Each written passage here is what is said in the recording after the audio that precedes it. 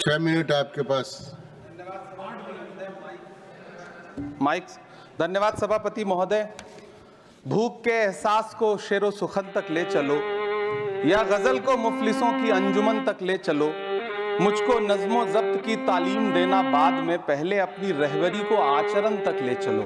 सभापति महोदय, मैं न्यू एजुकेशन पॉलिसी पे बात करने के लिए खड़ा हुआ हूं। माननीय मंत्री जी यहां मौजूद हैं।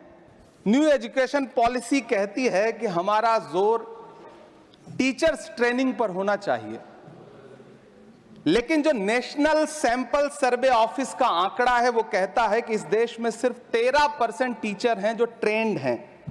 तो मैं माननीय मंत्री जी से जानना चाहता हूं कि क्या जो 87% टीचर्स हैं जिन्हें ट्रेनिंग देने की अभी जरूरत है, उनको ट्रेनिंग देने के लिए हमारे पास क्या रोड मैप रहेगा, और क्या हमारे पास इतने बड़े पैमाने पर कॉलेजेस हैं, रिसोर्सेज हैं जिनसे उन्हें ट्रेन किया जा सके। हमारी न्यू एजुकेशन पॉलिसी कहती है कि टेक्नोलॉजी पे जोर दिया जाए, और टेक्नोलॉजी के सहारे पढ़ाई को हमने कोविड के दौरान देखा भी है कि किस तरह से बच्चों को टेक्नोलॉजी के सहारे पढ़ाया गया। लेकिन मैं माननीय मंत्री जी से पूछना चाहता हूं कि जब इस देश में 80 करोड़ लोग 5 किलो राशन पे गुजारा कर रहे हों, तो क्या उन परिवारों तक इंटरनेट, कंप्यूटर, लैपटॉप जैसी सुविधाएं पहुंचाने के लिए कोई रोड मैप है ताकि उनके बच्चों को शिक्षित किया जा सके?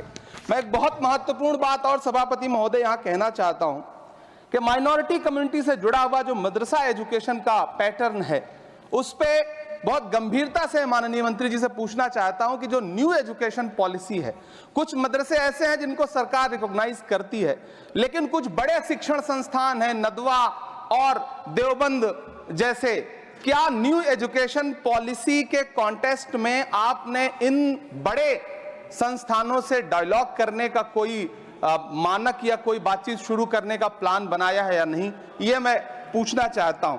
और एक बहुत महत्वपूर्ण बात मंत्री जी से मैं पूछना चाहता हूं कि बहुत सारे माइनॉरिटी इंस्टीट्यूट थे जहां पर स्कॉलरशिप का प्रावधान था, लेकिन आपने मौलाना आजाद नेशनल फेलोशिप को एक झटके में बंद कर दिया। हजारों लाखों छात्र जो उस स्कॉलरशिप के भरोसे अपनी शिक्षा ग्रहण कर रहे थे।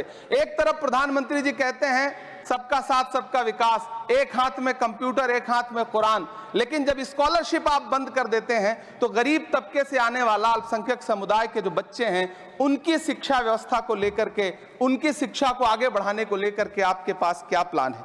मैं माननीय शिक्षा मंत्री जी यहां पर बैठे हैं, उनसे कहना चाहता हूं कि पूरे देश में, पूरी दुनिया में प्रधानमंत्री जी जाकर के महात्मा गांधी जी की मूर्ति के सामने सर झुकाते हैं, उन्हें फूल चढ़ाते हैं, लेकिन आप ही की सरकार NIT कैलीकट में प्रोफेसर साइजा ए को योजना और विकास विभाग का डीन बना देती है, जो खुल करके कहती हैं कि मेरी नजर में नाथूराम गोडसे तो बहुत महान था।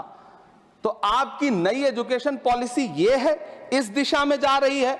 मैं आपके महोदय से, सभापति महोदय, ये कहना चाहता हूं कि किस तरह से NCERT की किताबों में सांप्रदायिकता को परोसा जा रहा है। माननीय मंत्री जी, क्या आपके संज्ञान में है कि केंद्रीय हिंदी संस्थान और नीपा जैसे जो संस्थान हैं, उसमें अघोषित तौर पर यह कह दिया गया है कि देवनागरी में लिखते हुए जो नुक्ते लगाए जाते थे, जिनको यह कहा जाता है कि वो उर्दू से आते हैं, उनको अघोषित तौर पर रोक दिया है कि नई छपने वाली किसी भी किताब में नुक्ता नहीं लगाया जाएगा। NCERT की किताबें छापने वाले, लिखने वाले कई लोगों से मेरी व्यक्तिगत बात हुई, उनका यह कहना था कि हमें ऊपर से आदेश है, हालांकि ऐसा कोई लिखित आदेश नहीं है। तो मैं आपसे जानना चाहता हूं कि यह नुक्ता हटा करके आप देवनागरी भाषा को मजबूत कर रहे हैं या उसे कर्कश और कमजोर बना रहे हैं? यह मेरा माननीय मंत्री जी से अनुरोध है और यह मैं उनसे जानना चाहता हूं। सभापति महोदय, PM श्री विद्यालय को लेकर के बहुत बातें हुई। मैं एक चीज कहना चाहता हूं कि गाजीपुर एक जिला है उत्तर प्रदेश में, वहां वीर अब्दुल हमीद विद्यालय है धामूपुर गांव में।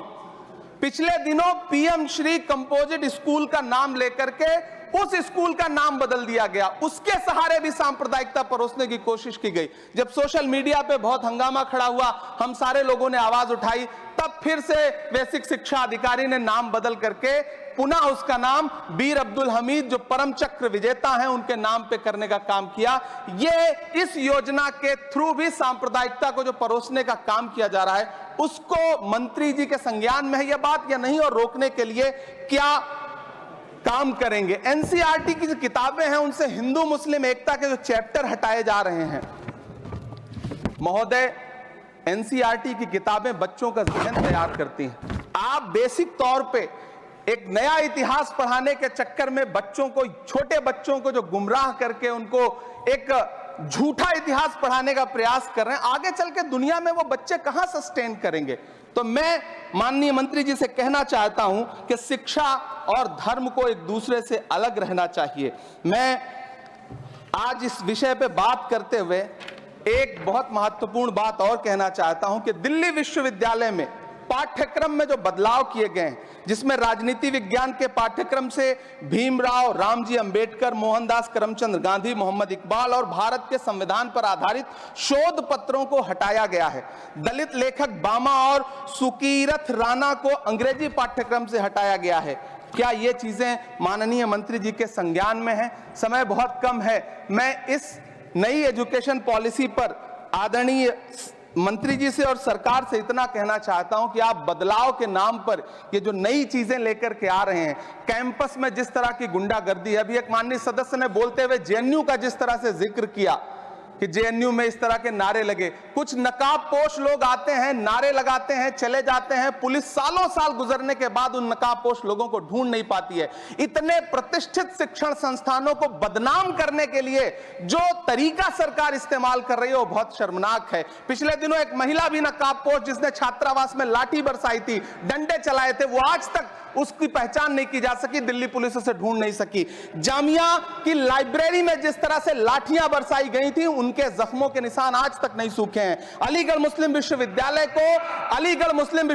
को लेकर के वहां के सांसद जिस तरह की भाषा का इस्तेमाल करते हैं, वो बहुत शर्मनाक है।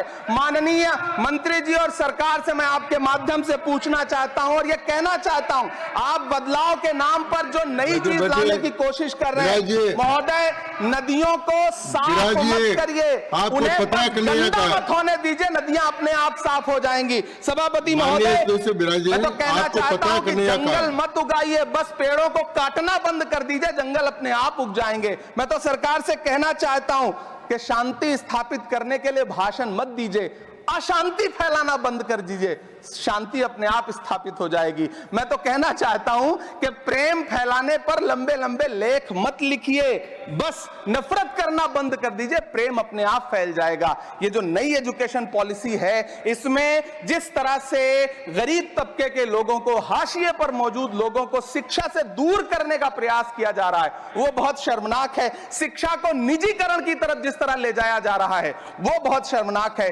माननीय मंत्री जी इस पर सोचें और इसे सुधार करने का प्रयास करें। इस सदन की तरफ से शायद इससे बेहतर बात, इससे बेहतर सुझाव हम नहीं दे सकते। बहुत बहुत धन्यवाद।